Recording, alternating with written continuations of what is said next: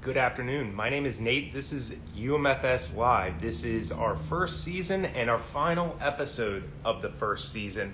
I want to thank everyone who's been following along, and especially all the guests who have joined us this season. We are planning a second season. We will be back in October, but today we're very excited to wrap things up with Tess. She is the Vice President of Behavioral Health and Residential Services at the Child and Family Healing Center here in Richmond. Momentarily. Good afternoon, Tess. How are you?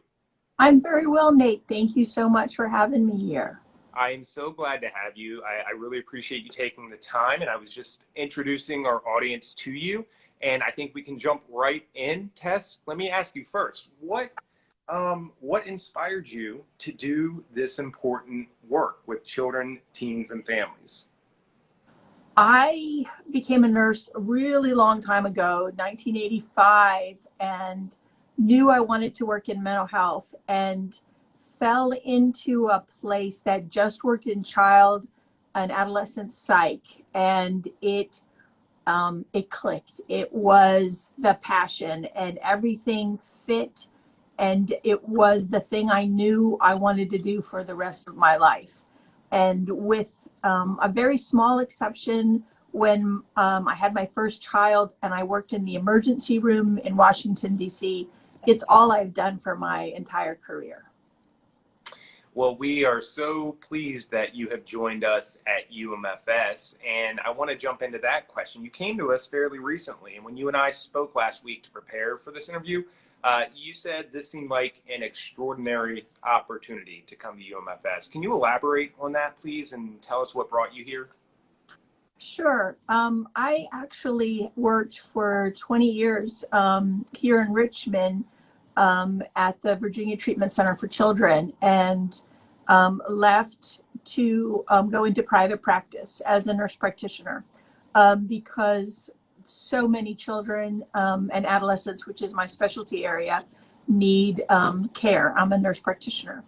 And as a fluke, I applied for this position at UMFS simply because I loved UMFS and the position was there. Although I actually wrote in my application, I'm completely unqualified for whatever you're looking for, but I love your organization, so I'd love to meet with you. And lo and behold, we all met and we all fell in love with each other. But what I really loved and what drew me away from private practice was the commitment of the leadership to do something extraordinary.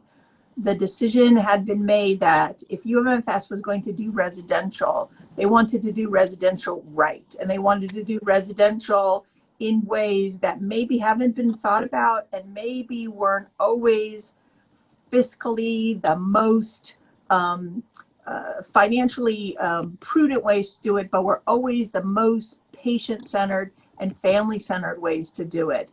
And that really perked my interest because the only thing I think that I would be willing to step away from private practice for would be something of this scope that could really make a difference on that scale. So I threw my hat in and said, I'm in. Let's make it happen. Well, and we're so glad that it worked out this way. And you were alluding to it a little bit, our residential program, which is going through a bit of a renaissance. We will be opening a brand new building here in the next several months, our Child and Family Healing Center. And it's really going to supplement the great work that you and your team are doing from a practical level. It's going to give us that physical space that will really help these young people and families that we serve heal. Moving to the next question, wondering if you can talk about the impact, okay? This is very important work and you've been in this a long time. What has the impact been on you working with children and teens and their families?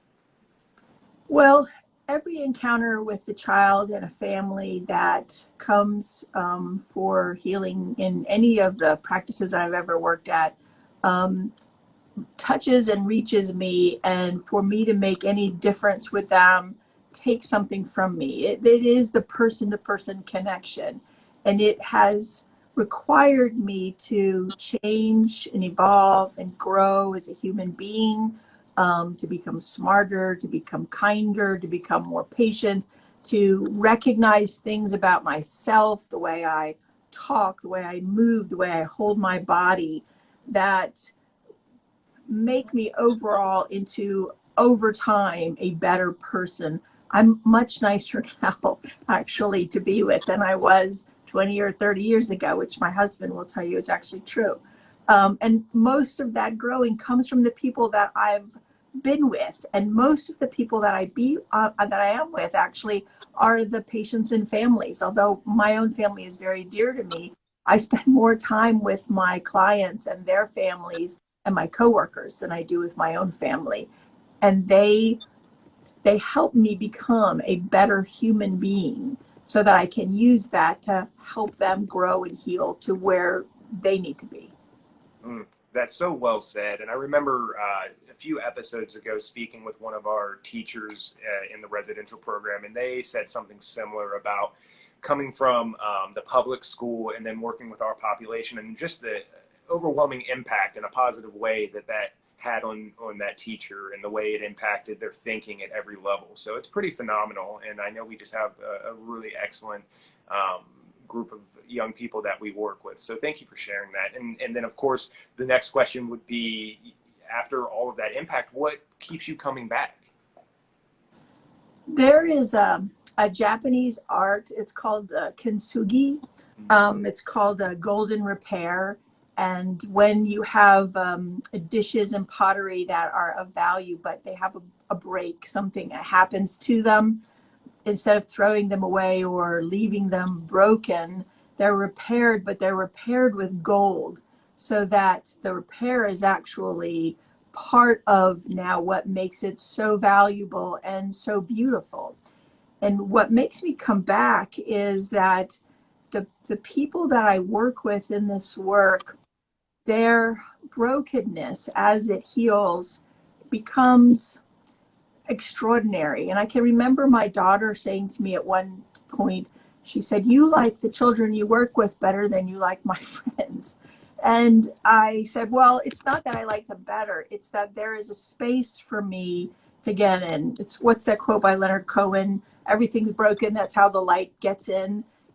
People who have brokenness, there is a space that there can be room for another person to get in and to make connection. But then when that healing happens, that golden healing happens, those human beings are extraordinary. Those are remarkable people. They are the kind of people you want to have in your life and surround yourself with. And I've had a lifetime surrounded by these individuals, and it's been a joy and a delight. It's the privilege of my life to do this work with these individuals. Oh, well, that's just so wonderfully said. Again, having worked in this field as long as you have, you just explain it. And I've had an opportunity to meet some of these young people and really just seen tremendous growth. And we still get to keep in touch from time to time with alum from the Child and Family Healing Center, and even some people from earlier when this was still a children's home, we'll keep in touch. And I just think that speaks to the relationships and everything that you were just outlining about the tremendous potential in people. And sometimes they come to UMFS as a stop on their journey. We talked a lot about the experience and your expertise, but there's something else you also bring to UMFS, which I think is really cool. You bring a therapy dog, Somerset, and I had an opportunity to meet Somerset, beautiful dog. How did you get involved with therapy dogs? When I was working in the acute hospital, one of the things that was really obvious to me was I wanted to hug and kiss these children, and these children wanted that closeness, but the boundaries that existed that kept the children safe would not allow that, of course.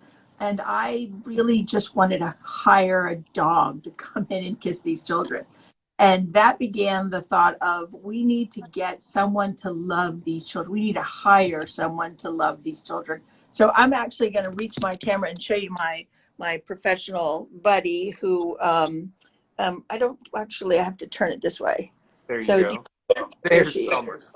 She's doing her thing, which she does quite well when I'm not busy. But I looked at organizations all over the country that worked with service dogs and found Canine Companions for Independence out of California. These are actually the Charlie Brown people.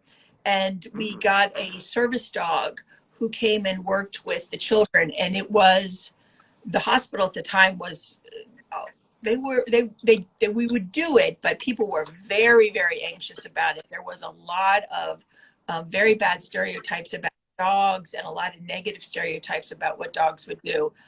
But